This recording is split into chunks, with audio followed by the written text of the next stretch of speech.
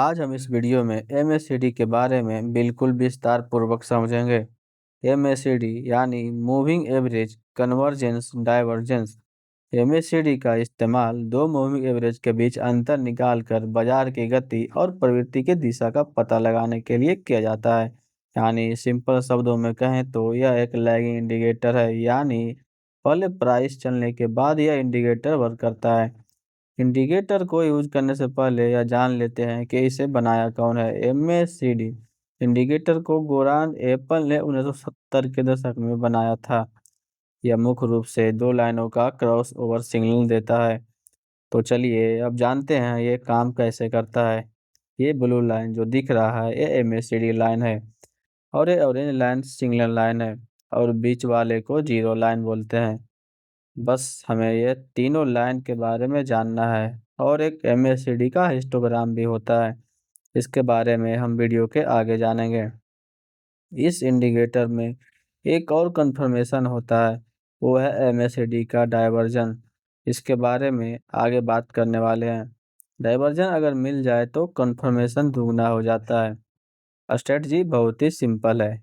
अगर MACD line signal line को नीचे से क्रॉस करती है तो हमें बुलिश सिग्नल देती है, लेकिन यह क्रॉस जीरो लाइन के नीचे होना चाहिए।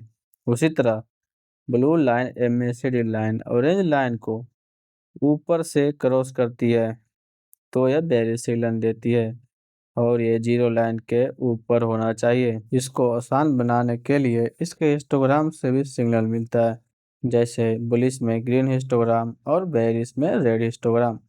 आइए कुछ एग्जाम्पल के थ्रू समझते हैं। तो ये है इसका पहला एग्जाम्पल। जैसे कि आप सब देख सकते हैं कि ये है जीरो लाइन और एमएससीडी सिग्नल लाइन बिल्कुल जीरो लाइन के ऊपर है। जैसे ही एमएससीडी लाइन यानी नीला लाइन ऑरेंज लाइन को ऊपर से क्रॉस करती है तो प्राइस नीचे की ओर आता है। आप सबको हम बता चुके हैं। तो यहाँ पे वैसे ही हुआ है, जीरो लाइन के ऊपर एमएससीडी लाइन सिग्नल लाइन को ऊपर से क्रॉस की है। जैसे ही क्रॉस किया ये देखो प्राइस नीचे की ओर आने लगा। तो अब चलते हैं दूसरे एग्जाम्पल में। इसमें एमएससीडी लाइन और सिग्नल लाइन बिल्कुल जीरो लाइन के नीचे है, यानी जैसे ही एमएससीडी लाइन सिग्नल लाइन को नीचे से क्रॉस की है तो प्राइस ऊपर की ओर जाने लगा, यानी कि बुलिश कंफर्मेशन मिलने लगा।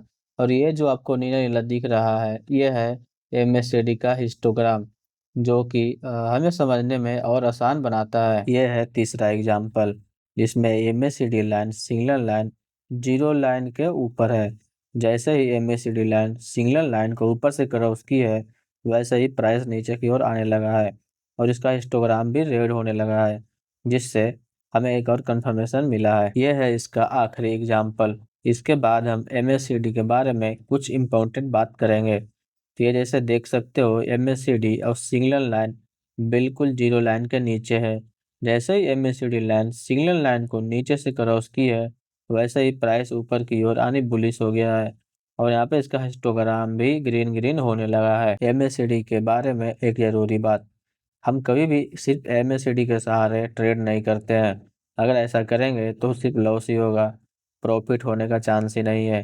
तो एमएससीडी को कुछ और इंडिकेटर के साथ कॉम्बिनेशन करके और कुछ प्राइस एक्शन का स्ट्रेटजी और बहुत सारे कुछ मिलाकर साथ में ट्रेड करते हैं, तब जाके परसेंटेज बिलिंग निकलता है ना। बिलिंग करने के लिए सिर्फ एमएससीडी काफ़ी नहीं है।